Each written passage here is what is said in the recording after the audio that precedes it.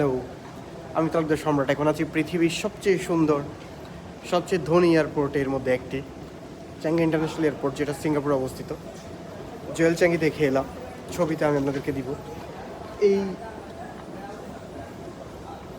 মাঝখানে যে টানেলটা আছে, লিঙ্ক ওয়াকওয়েটা আছে, সেই ওয়াকওয়ের দুই পাশে যে ভিউটা আছে, এই ভিউটা দেখেই সাধারণত আপনার যে বিমান ভাড়াটা এবং ভিসা পেতে যেই জটিলতাটা হয়েছিল, সেই ভিসার জটিলতার কষ্ট কিংবা আপনার বিমান ভাড়াটা উসুল হয়ে যাবে যদি আপনি ওয়াকওয়ের আশেপাশে জাস্ট ভিউটা দেখেন।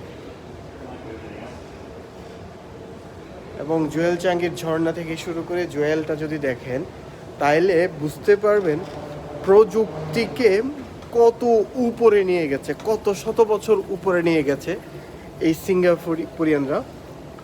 1959 সালে যখন মালয়েশিয়া খাওয়াতে পড়াতে পারছিল না, সেই জন্য একটা দ্বীপ সিঙ্গাপুরকে বের করে দিয়েছিল লি কোয়ান ইউ।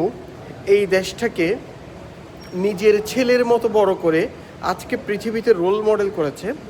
কিন্তু আমাদের দেশ বিশাল এক রক্তাক্ষয়ী যুদ্ধের মাধ্যমে স্বাধীন হলেও এখনো পর্যন্ত আমরা তেমন একটা কোনো কিছু পাইনি।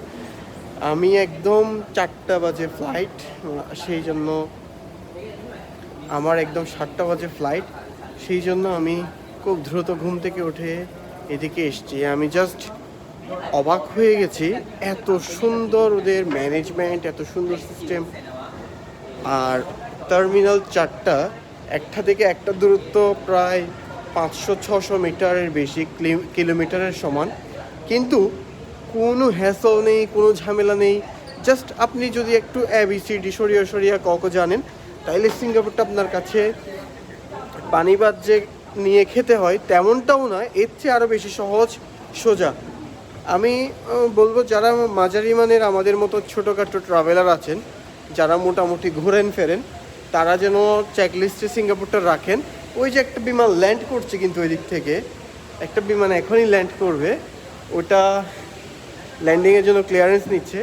আমি চলে এসেছি টার্মিনাল 2-তে। এটা হচ্ছে টার্মিনাল 2-তে ঢুকে যাওয়ার পরে আমি যেহেতু বোর্ডিংয়ের দিকে ঢুকে যাব, সিঙ্গাপুর এখানে এয়ারপোর্টে ভিডিও করা যায় না, তাই আমি অফ করে রাখলাম। সবাইকে ফিলিপিন্স এয়ারলাইন্সে উঠে দেখানো হবে। থ্যাংক ইউ, আসসালামু আলাইকুম।